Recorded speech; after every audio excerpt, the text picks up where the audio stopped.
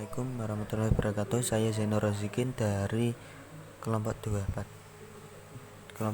dari kelas ESK. Pada pertemuan ke-5 akan menyampaikan tentang pengertian kontrak bisnis.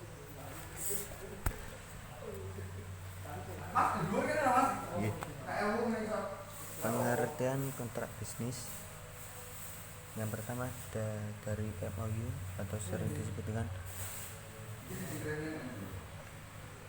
Memorandum of Understanding. Dalam Black's Law Dictionary, memorandum didefinisikan sebagai a brief written statement outlining the terms of agreement or transaction, atau ringkasan pernyataan tertulis yang menguraikan persyarat sebuah kesepakatan atau transaksi. Memorandum juga merupakan surat atau nota peringatan tak resmi yang merupakan suatu bentuk komunikasi yang berisi antara lain mengenai saran, arahan, dan atau penerangan.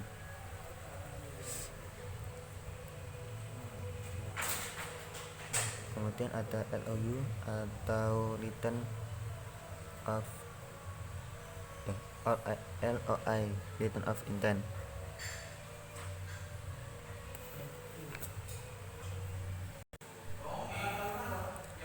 LOI, Written of Intent, di slide terdapat kesalahan dalam penulisan. Yang benar LOI adalah suatu surat resmi bisnis yang secara hukum tak mengikat para pihak tersebut di dalamnya, dibuat oleh seorang pengusaha.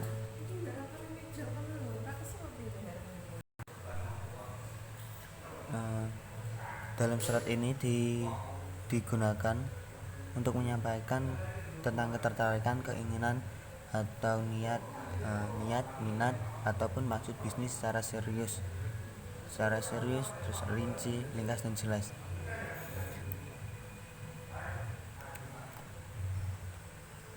Kemudian ada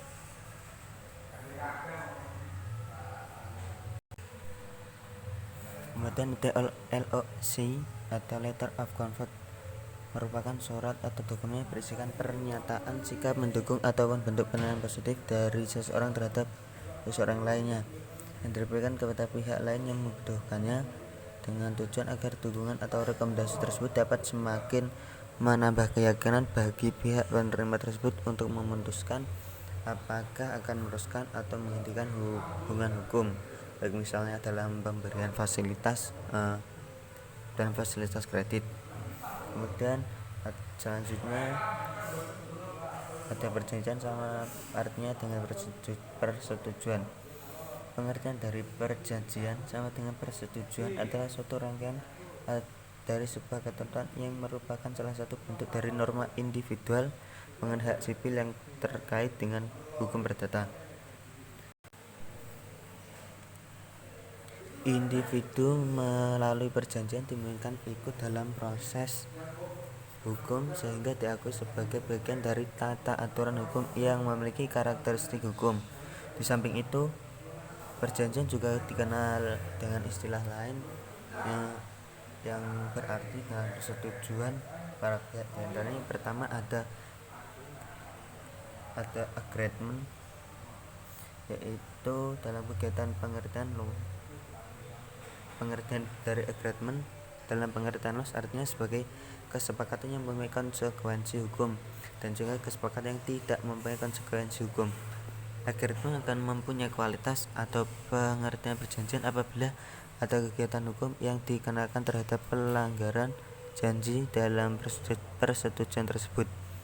Dalam pengertian kesepakatan para pihak yang mempunyai konsekuensi hukum yang mengikat, maka persetujuan sama artinya dengan perjanjian. Kemudian ada kontrak. Yang kedua ada kontrak.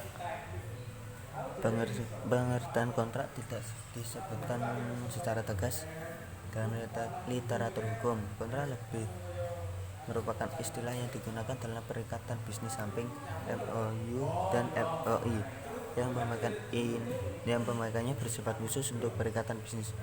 Kemudian kontrak yang dibuat dalam bisnis memiliki sifat yang tidak berbeda dengan perjanjian, yaitu yaitu ikatan yang memiliki akibat hukum. Kemudian ada kontrak komersial sama dengan kontrak bisnis. Kegiatan yang harus dituangkan dalam kegiatan bisnis untuk sebagai bukti ketika terjadi perselisihan. Maka dalam kontrak komersial biasanya dibuat secara tertulis. Hal tersebut digunakan untuk menghindari terjadinya perselisihan. Kemudian ada kontrak bisnis adalah perjanjian tertulis antara dua belah pihak atau lebih yang mempunyai nilai komersial, atau dengan kata lain, kontrak bisnis merupakan suatu perjanjian dalam bentuk tertulis di mana substansi yang disetujui oleh para pihak yang terikat di dalamnya bermuatan bisnis. Kemudian syarat sahnya perjanjian atau kontrak yaitu sepakat mereka yang mengikat dirinya terkecakapan untuk membuat suatu perikatan mengenai suatu hal tertentu yang telah disetujui. Jadi dalam suatu perjanjian atau kontrak itu ada syarat yang harus dipenuhi untuk mengikat suatu perjanjian dan atau suatu hukum yang mengikatnya serta sanksi jika melanggar perjanjian tersebut. Kemudian yang terakhir ada istilah kreditor dan debitor. Debitor adalah pihak yang berhutang kepada pemberi. Dalam hal ini maka debitur berkewajiban untuk mengembalikan dana atau pinjaman yang telah diberikan kepada kreditur.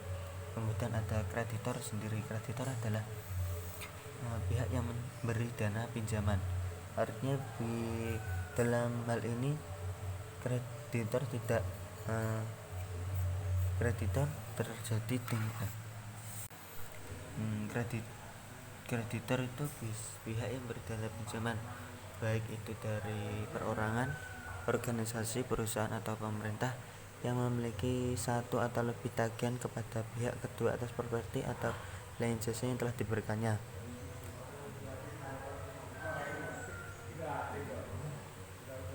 Mungkin itu yang bisa saya sampaikan. Jika ada kurang lebihnya saya mohon maaf. Akhirul kalam, bila taufiq wal hidayah wal inayah. Wassalamualaikum warahmatullahi wabarakatuh.